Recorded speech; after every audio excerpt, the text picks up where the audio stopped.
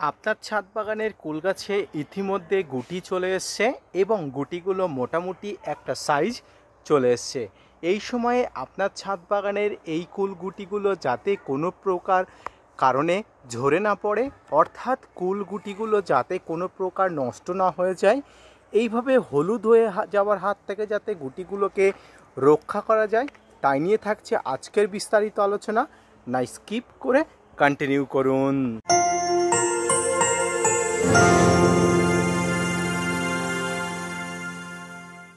Friends, welcome to my channel.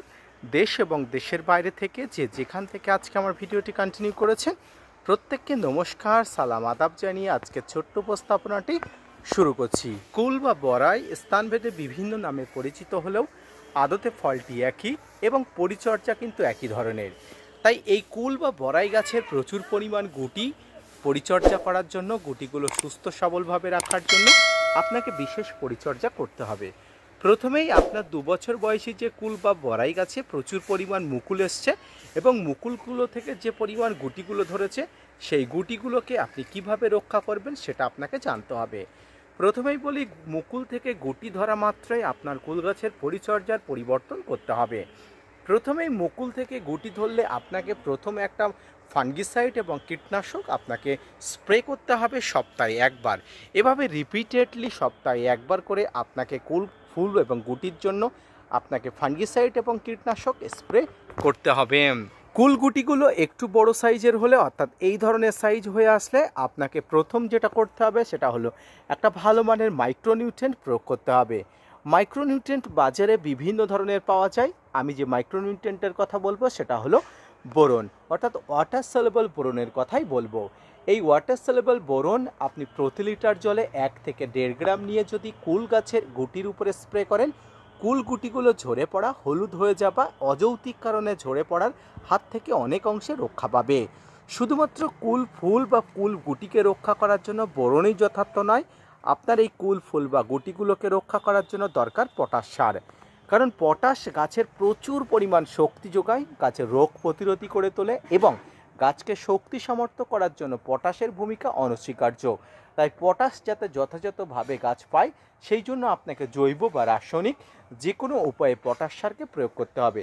গাছের গোড়াতে আপনি জৈবভাবে পটাশ সারের উৎস হিসাবে কলার খোসা, পেঁয়াজের খোসা, রসুনের খোসা, ভিজানো জল আপনি প্রয়োগ করতে পারেন। কিন্তু গাছের পাতাতে, অর্থাৎ এই যে কুলে প্রচুর পরিমাণ পটাশের সোর্স জন্য, প্রচুর পরিমাণ পটাশের অভাব পূরণ করার জন্য আপনি যেটা করবেন সেটা হলো 0050 সালফেট অফ পটাশ, যেটা আমরা অনেকে সাদা পটাশ নামে চিনি বা জানি। সেই সাদা পটাশ আপনাকে কুল ফুলে স্প্রে করতে হবে। কতদিন পর্যন্ত স্প্রে করতে হবে? কুল ফল হারভেস্ট করা না পর্যন্ত আপনাকে সপ্তাহে একবার করে স্প্রে করতেই হবে। এতে কিন্তু কুল ফুলগুলো খুব সুন্দরভাবে পলিনেশন হবে এবং গুটি আসলে গুটিগুলো ঝরে পড়ার হাত থেকে কিন্তু অনেক অংশে রক্ষা পাবে। কুল গাছে গুটি আসা মাত্রই আপনাকে যেটা সবচেয়ে গুরুত্বপূর্ণভাবে নজর দিতে হবে সেটা হলো গাছের গোড়াতে যথার্থ জল ব্যবহার। অর্থাৎ গাছের গোড়াতে জলও কষ্ট দিলে কুল গাছে অনেক কষ্টে ধরানো গুটিগুলো ঝরে পড়ে যায়। তাই গাছের গোড়াতে যথার্থ জলের ব্যবস্থাপনা কিন্তু আপনাকে যথাযথ নিয়মে করতে হবে। মনে রাখবেন, আপনার কুল গাছে প্রচুর পরিমাণ গুটি ধরেছে, আর সেই গুটিগুলো যদি আপনি সঠিক নিয়মে পরিচর্যা না করতে পারেন, তাহলে আপনার কুলগুলো এই ধরনের এই যে হলুদ হয়ে পড়ে যাবে। তবে এখন এই যে হলুদ হয়ে যাচ্ছে, এই হলুদ হয়ে যাওয়ার পিছনে কারণ কি? এই ফলগুলো হলুদ হয়ে যাওয়ার পিছনে 2টি কারণ থাকতে পারে। একটা হলো মাইক্রোনিউট্রিয়েন্টের অভাব, অপরটা হলো পটাশের অভাব এবং অপরটা হলো ফাঙ্গাস বা কীটপতঙ্গের আক্রমণ। এই মাইক্রোনিউট্রিয়েন্ট, পটাশ এবং ফাঙ্গাস বা কীটপতঙ্গের আক্রমণ এটি প্রতিহত করার জন্য উপায় আপনাকে বলে দিলাম। পাশাপাশি সবচেয়ে গুরুত্বপূর্ণ বিষয় যেটি, সেটা হলো জলের বন্ধ ব্যবস্থা। জল এই ধরনের কুল গাছের গুটি ধরা কুল গাছে অত্যন্ত গুরুত্বপূর্ণভাবে প্রয়োগ করতে হবে, যাতে কোনোভাবেই কিন্তু কুল ফলগুলো ঝরে না পড়ে যায়, কুল ফলগুলো হলুদ হয়ে না যায়।